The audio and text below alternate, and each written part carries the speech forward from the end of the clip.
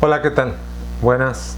Quiero compartirte una palabra de Dios este día acerca de la batalla de Jericó, el pueblo de Israel contra el pueblo de Jericó, una ciudad amurallada, pero desde tres perspectivas diferentes.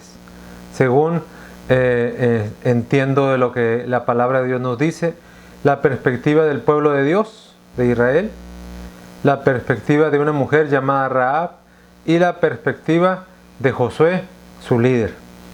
Josué era un hombre que había estado trabajando con el líder Moisés, con su líder Moisés, y estuvo cada vez enfrentando batallas. Y una de las batallas más reconocidas fue la batalla contra Amalek.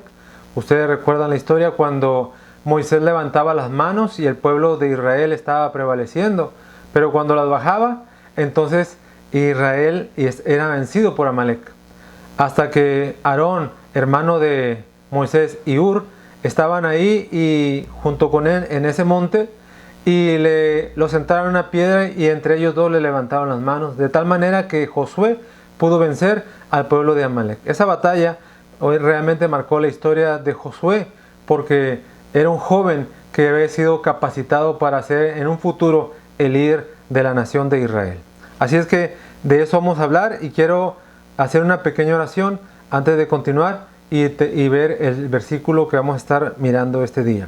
Padre, en el nombre de Jesús, yo te pido que tú nos ayudes en esta hora para comprender tu palabra y que tú nos enseñes y nos guíes a toda verdad y a toda justicia. En el nombre de Jesús, amén. Dice la palabra de Dios en Josué capítulo 6, versículos del 1 al 5. Ahora Jericó estaba cerrada, bien cerrada. A causa de los hijos de Israel, nadie entraba ni salía. Versículo 2. Mas Jehová dijo a Josué: mira, yo te he entregado en tu mano a Jericó y a su rey con sus varones de guerra.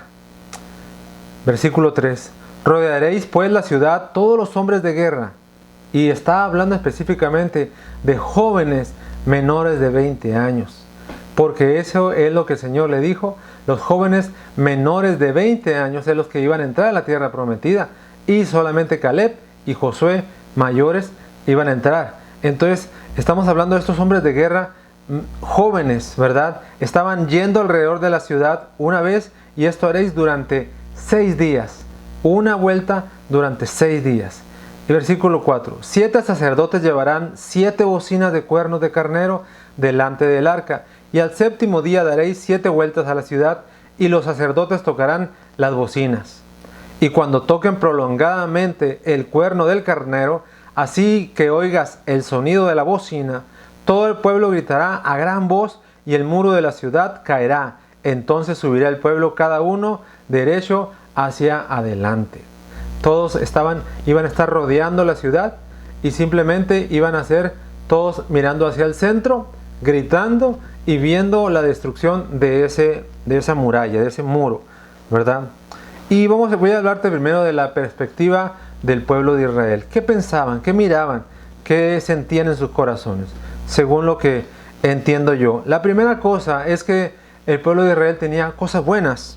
Las cosas buenas que tenían es que ellos eran parte del pueblo de Dios que habían cruzado en seco el Mar Rojo. Habían pasado por un desierto durante 40 años donde habían sido protegidos por el Señor. Habían vencido a varios reyes, habían abundado en victorias, ¿verdad? 40 ciudades estuvieron cruzando durante todo ese tiempo del desierto. Entonces, estos jóvenes, estos muchachos, eran la promesa, ¿verdad?, del pueblo de Israel. Y ellos tenían una promesa también en sí, en su corazón, de que iban a ver una iban a ver una tierra que fluía leche y miel. Cada día en el desierto era una oportunidad para ver la mano de Dios en todo lo que ellos hacían. Milagro tras milagro. Eso es lo que nosotros debemos de entender que puede suceder con nuestra vida. Cada día es una oportunidad para que tú puedas recibir el milagro de Dios.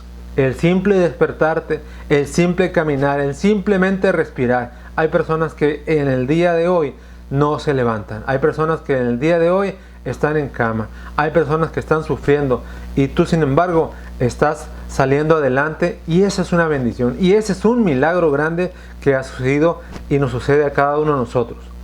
Así como ellos habían vencido a los demás pueblos, sabían que podían vencer. La segunda cosa es que también tenían algo negativo.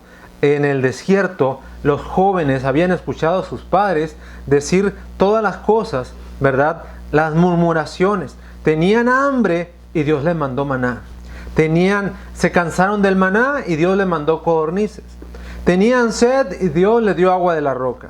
Se quejaban en Egipto que ellos comían mejor en Egipto y Dios les recordaba que eso no era cierto, que ahora estaban comiendo mejor. El maná, el mejor alimento que podían haber recibido con los mayores nutrientes, capaz de alimentar a una persona en el desierto donde no hay cosas nutritivas para ellos. Fueron testigos de las murmuraciones que mucha gente hacía, incluso del mismo Aarón y María contra Moisés. Y cómo Moisés tuvo que intervenir para que su misma hermana María no muriera por lepra. Entonces, todas esas cosas, esas murmuraciones, tenían en su contra. Así que la murmuración era una actividad constantemente en el pueblo de Dios. Constantemente se estaban quejando, constantemente lo hacían. Ahora, lo bueno que ya en nuestros días la gente ya no está murmurando, la gente ya es más consciente, ¿verdad?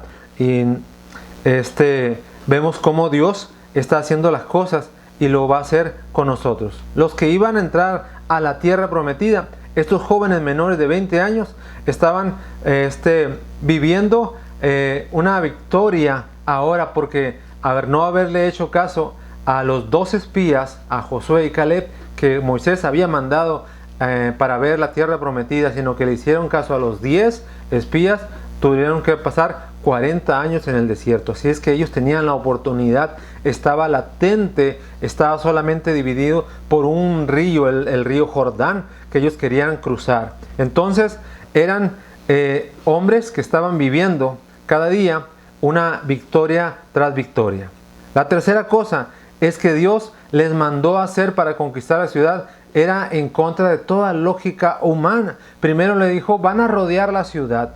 Era un pueblo que ya había estado pasando por batallas. Entonces solamente rodear la ciudad por un día, por 6 días, ¿verdad? Y luego al 7º día, 7 veces. Habían 7 sacerdotes que tocarían 7 trompetas, ¿verdad? A todo volumen. Y solamente tenían que, ese gran ejército de Israel, que era el sub-19, gritar con todas sus fuerzas una vez que los sacerdotes empezaran a tocar. Pero lo más difícil que era que Dios les había pedido durante esas vueltas que le daban a la ciudad, tenían que quedarse callados.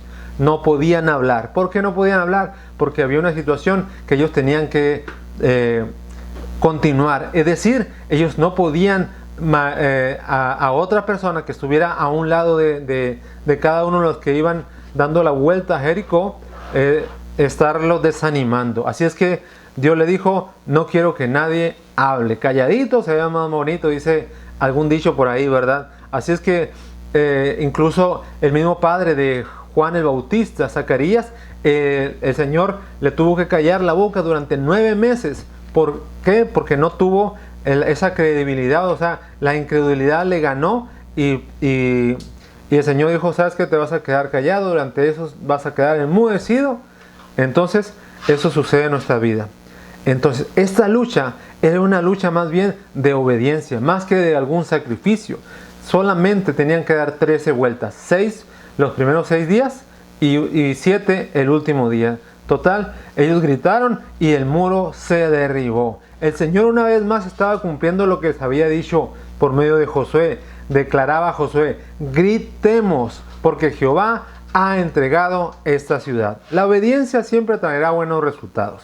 Estos jóvenes guerreros obedecieron quizá más allá de su entendimiento, más allá de sus fuerzas. Los muros cayeron de la ciudad, estaba cerrada, bien cerrada. Se fijan que lo que dice el versículo 1, la ciudad estaba cerrada, bien cerrada. Pero Dios puede que esos muros, por más altos y fuertes que estén, se derriben en el nombre de Jesucristo. Hay cosas en nuestra vida que están cerradas, bien cerradas.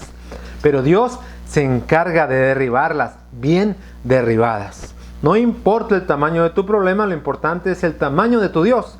Y la obediencia siempre será la clave para abrir cualquier puerta que Dios te confirme, que abrirá. Si Dios te lo confirma, Él la va a abrir. Si Dios te dice, esta no la voy a abrir, por más que tú intentes, por más que quieras, no es su voluntad y no la va a abrir. Entonces, cuando Dios te promete que va a estar contigo, lo va a cumplir. Así es que tú puedes tener esa fortaleza. Estoy seguro que muchas personas están orando por algo, por un problema que esté cerrado, bien cerrado. Pero el Señor ahora quiere darte la batalla. La segunda perspectiva es esta mujer Rahab, una mujer que vivía en el muro, una mujer que se dedicaba a la prostitución, una mujer que tenía comodidades porque su status quo le podía ayudar a vivir elegantemente, cómoda quizás, pero probablemente esto había alejado a su familia. Probablemente había una separación porque en ese tiempo, ni siquiera ahora tampoco, es bien visto, ¿verdad?,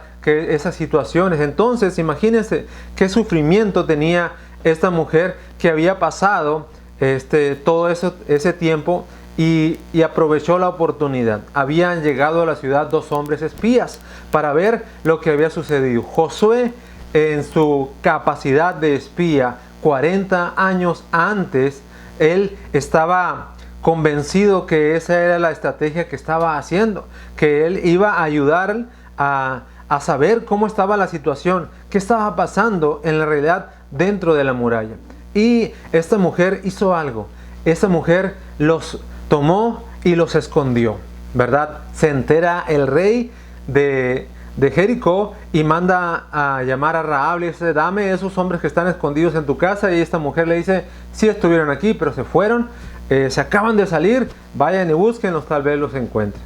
Entonces, esta mujer sabía que estaba haciendo algo contra su propia vida, sabía que la podían asesinar porque estaba infringiendo quizás una ley o estaba en contra del rey. Esta mujer tenía su oportunidad, quizás pasaba por su mente todas las cosas, ¿verdad? Todas las cosas que habían sucedido. Estaba enterada de lo que estaba pasando y decidió hacer un trato